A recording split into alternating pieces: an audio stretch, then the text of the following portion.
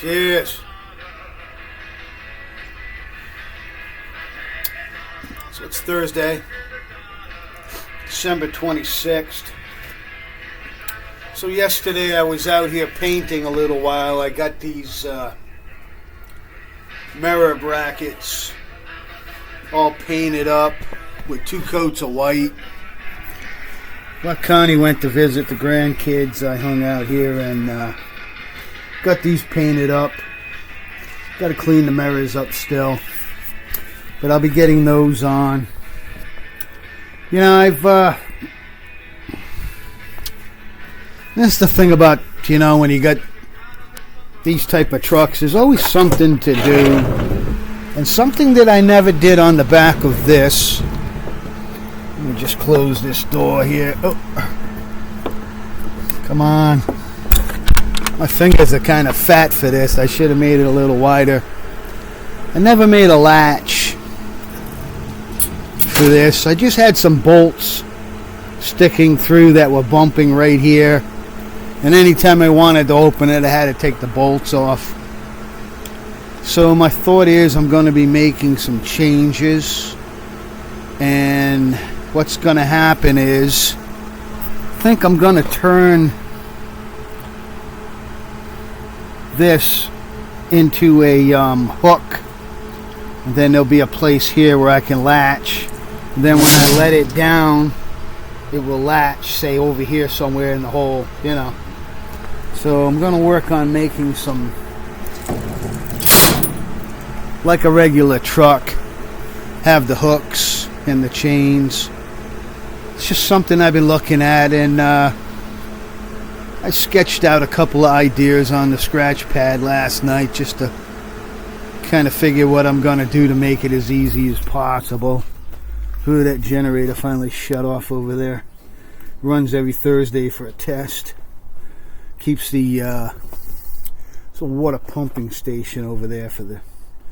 I'm on well, I don't get any of the water. Runs right past my house, but I'm not hooked up. And that's good, I don't have a water bill, just an electric to pump it out. So I'm going to convert here so that when I open it, so there'll be a slot with the hole in it, and then the hook will go in the hole. And then when I let it down, I'll just hook the hook in the hole. Let it down like that. That's kind of what I'm thinking about doing. So I'm going to have to make some pieces that are kind of shaped like a horseshoe. I do have some small cable clamps. I might look into using maybe a cable clamp horseshoe. All this stuff that I put on the truck is all held up well. This was the was a rim that I used to make the roller for the hose. I had everything, but I didn't have an old torch. I wish I couldn't find an old torch anywhere. So I did have these though, so I put those on. It gets the effect. A few things I need to finish though. I'm going to clean all the leaves out of the bed too. I don't like to leave the leaves in there. I do it on all the trucks.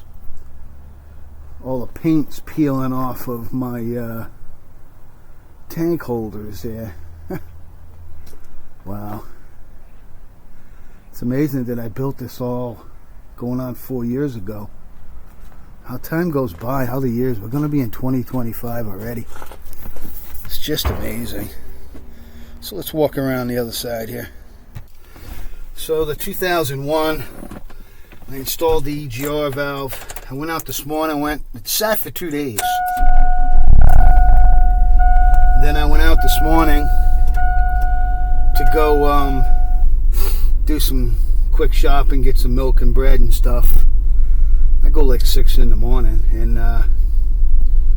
no check engine light and no missing. I so much expect. You see, this is the thing. It's like my luck. I expect the EGR not to fix it. So if it did, I'll be shocked. You know what I mean?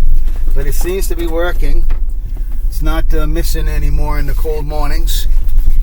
Because it would have been going like that. You could feel it. I don't feel any mess anymore. Still running that fuel injection cleaner through, and then I'll do the final.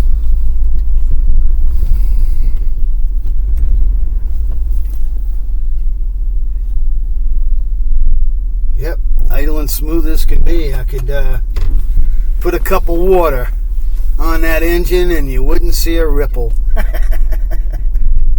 I forget who that was. It was like one of those English car builders with their V12 or something.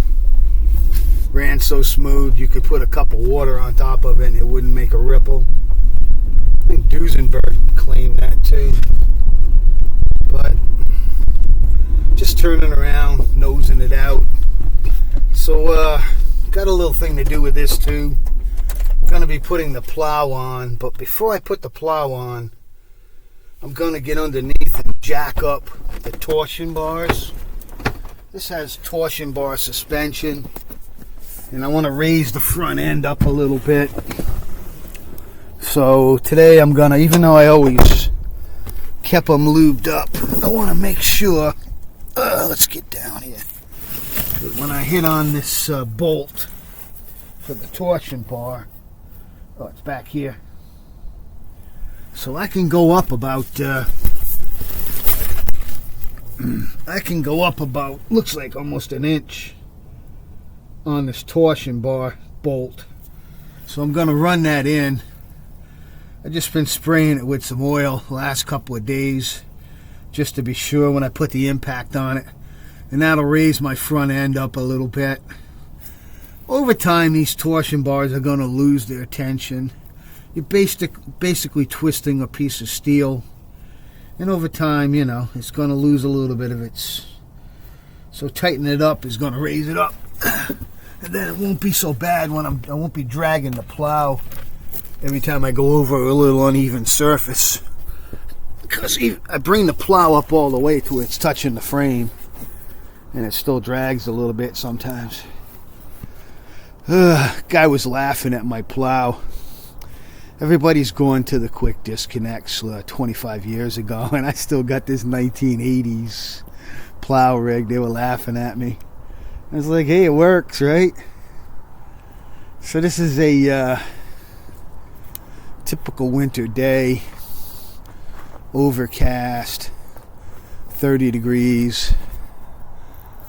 Got the wood stove going. I split the wood up a little bit smaller because I was having problems with moist wood. And what ends up happening is if you get a lot of moist wood in your stove, it creates like a steam bubble in the pipe and it'll back up on you. You know how steam, as it gets hotter, expands rapidly? So you got to be careful putting wet wood. So what I do is I have a place in the stove. I put all the fire on the right side, and I put the wood that's drying on the left side. Then when I put more wood in, I push the dry wood over. It's live and learn. Out from Rusty, Rhode Island, guys. I hope you're enjoying your day.